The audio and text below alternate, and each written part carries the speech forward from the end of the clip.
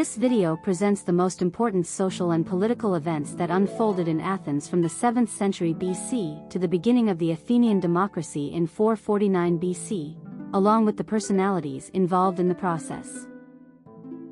Athenian democracy was a unique model of political organization, and 2,500 years on, it is still a wonderful and functional model of direct democracy. The participation of all citizens of Athens, the democratic institutions, and the freedom of expression, made the city the biggest scientific and cultural center of that period. It also became the home of the most famous ancient Greek philosophers, scientists, poets, and artists like Plato, Socrates, Aeschylus, and Sophocles. The foundations of the Athenian democracy laid by Cleisthenes followed the path set by Solon a few years before. The maturation of this new concept of governance lasted about 200 years, from 700 BC to 449 BC. It was a process that emerged through tyranny, social unrest, and intellectual rise.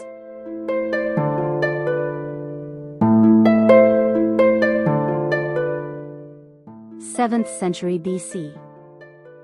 The kingdom had declined and the Athenian state was evolving into an aristocratic one. Draco gave political rights to a wider portion of Athenians and codified the law by providing severe penalties for violators. This period was also characterized by great social unrest due to the high debts of farmers. Draco was the first legislator of Athens. He replaced the prevailing system of oral law with written law to be enforced by a court of law. He was the first democratic legislator requested by the citizens of Athens to be a lawgiver for the city, but the citizens had not expected that Draco would establish such severe laws. For example, any debtor whose status was lower than that of his creditor was forced into slavery. Nowadays, the adjective draconian is used to express hardness, both in Greek and English languages. 6th century BC. Solon and his reforms smoothed out social unrest and opened the way for the formation of a democratic state. Solon was an Athenian statesman, lawmaker, and poet. He is remembered particularly for his efforts to legislate against the political, economic, and moral decline in archaic Athens. For many historians, his reforms failed in the short term. Nowadays, is credited with having laid the foundations for Athenian democracy that was completed by Cleisthenes and Pericles. During this century, tyrant PEISISTATUS came to power and contributed to the economic and spiritual progress of the city. PEISISTATUS was a ruler of ancient Athens between 561 and 527 BC. His unification of Attica, along with economic and cultural improvements, laid the groundwork for the later preeminence of Athens in ancient Greece. His legacy lies primarily in his institution of the Panathenaic festival. While in power, he did not hesitate to confront the aristocracy of the city and reduce their privileges, confiscating their lands and giving them to the poor. PEISISTATUS funded many religious and artistic programs, in order to improve the economy and spread the wealth among the citizens of Athens. In his time, the epics of Homer, Iliad and Odyssey were written, and the first large temple of the goddess Athena, today named by the archaeologists as the primary Parthenon, was built. Almost 100 years later, the Parthenon was to be erected on the foundations of this temple. 527 BC. PEISISTATUS died, and his sons Hippias and Hipparchus took over. 514 BC, Hipparchus was assassinated by Harmodius and Aristogiton, who went down in history as the tyrannicides. 510 BC, the fall of tyranny. The term tyrannicides is attributed to Harmodius and Aristogiton, two lovers in ancient Athens who murdered in the summer of 514 BC Hipparchus, brother of the tyrant Hippias, due to personal revenge and sexual rivalry.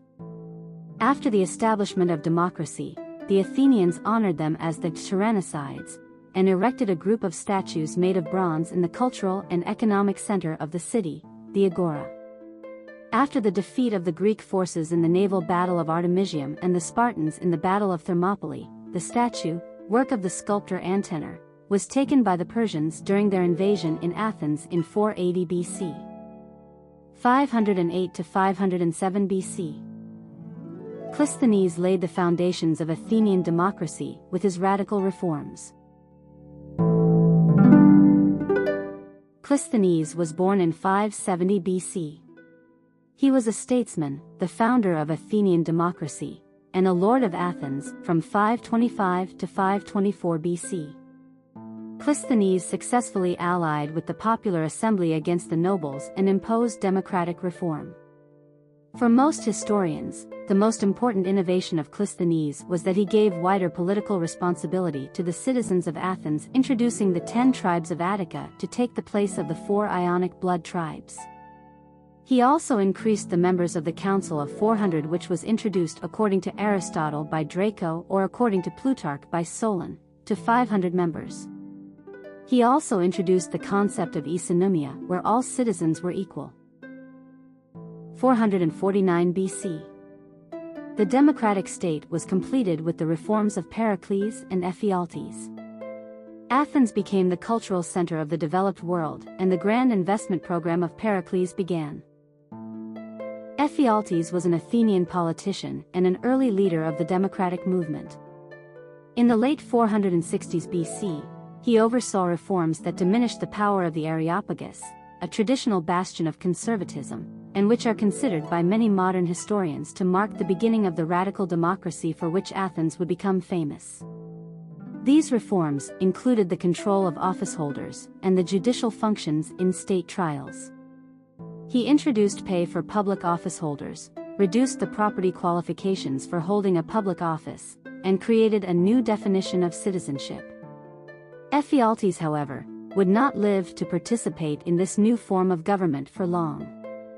In 461 BC, he was assassinated, probably at the instigation of resentful oligarchs, and the political leadership of Athens passed to his deputy, Pericles. Pericles was a prominent statesman and general of Athens during the Golden Age of Athens. His name in Greek means surrounded by glory. So profound was his influence that the period in which he led Athens has been called the Golden Age of Pericles. His influence on Athenian society was so great that Thucydides called him the first citizen of Athens. Pericles led the Delian League forward to form the Athenian alliance and guided his countrymen during the first 2 years of the Peloponnesian War. He promoted the arts, literature, and philosophy, and gave freedom to some of the most inspired writers and thinkers of his time. During the Golden Age of Pericles, Athens blossomed as a center of education, art, culture, and democracy of the ancient world. Artists, sculptors and architects, poets, playwrights and philosophers, all found Athens an exciting and enlivening atmosphere for their work. Impact of the new governance model on the city-state of Athens. The democracy resulted in the emergence of the most intelligent and inventive leaders like Miltiades, Themistocles, and Aristides.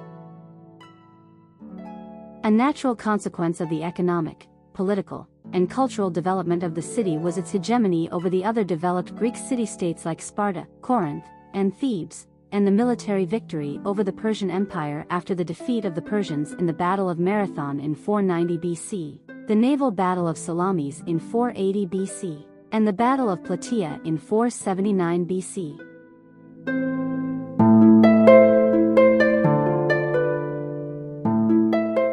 If you want to extend your research, have a look to the description of the video for more links and sources.